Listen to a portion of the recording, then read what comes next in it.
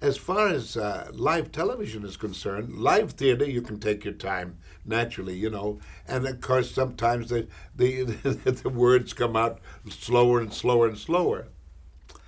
But in television, it has to be snapped. I mean, especially when you're doing live television, and in live television, you just don't wait. You have to do it on the spur of the moment, otherwise, bam, it's gone. And I mean, it's gone. The thing is, it's taking time, and you don't have the time to do that. Bam, you got to know your stuff. You got to get the lines out, and boom, boom, boom. The perfect thing that I remember about live television, I was making a show one time called The Copper. I've forgotten the name of the wonderful actor that was with me, but we had a wonderful director who cut this, cut that, because we were running short, and it was dragging along and couldn't go. And he said, I don't know what else to cut. He said, it just doesn't make sense. But he said, we've got to do something. So we started out on that show. Now, just before about 3 seconds before the show started, he said, "Oh," he said, "I meant to tell you, ladies and gentlemen." He said that in this, we're being watched for the first time, coast to coast, live, which means there'll be about 40 million pairs of eyes on you. We came in 3 or 4 minutes under. We never went so fast in our lives. I mean, it was that boom, bam, bim, and it was good, and we did it, and people loved it.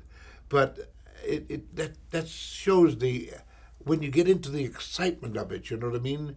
It's there. You can pump it out, but live television was hard, very, very hard. You had to be, bam, right there on the second, or you were dead.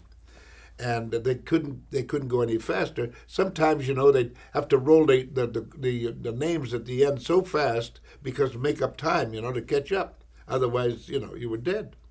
Otherwise, sometimes you'd come in that's so much under that they just creeped the names along. But it was quite something. It was a matter of making money. In those days, it was hard to get parts on television. I say hard.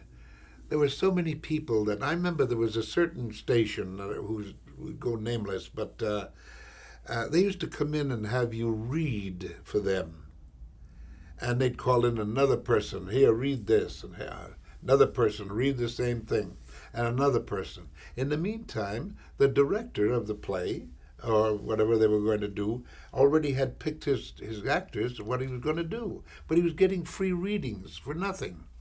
And so you say to yourself, now, don't call us, we'll call you. Well, gee, waiting for that call that never came.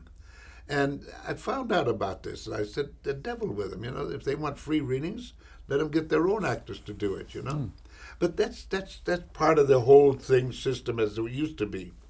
Then, when you did get a part, it was the idea that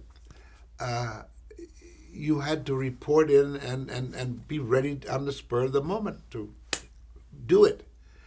And that's where my training from the Barter Theater came in, the feeling of being able to grasp something, make a character out of the thing that you were working on, and boom, do it. And one thing led to another, and as you went along, people recognize, and say, hey, this fellow can pick it up just like that. Pretty good. So I got a little more work than usual, but it was awful hard. And thank God for a wonderful lady by the name of Elizabeth Mears, who will always live in my memory. She was the one that always used to call me and say, don't worry, Ernie, we've got a part for you.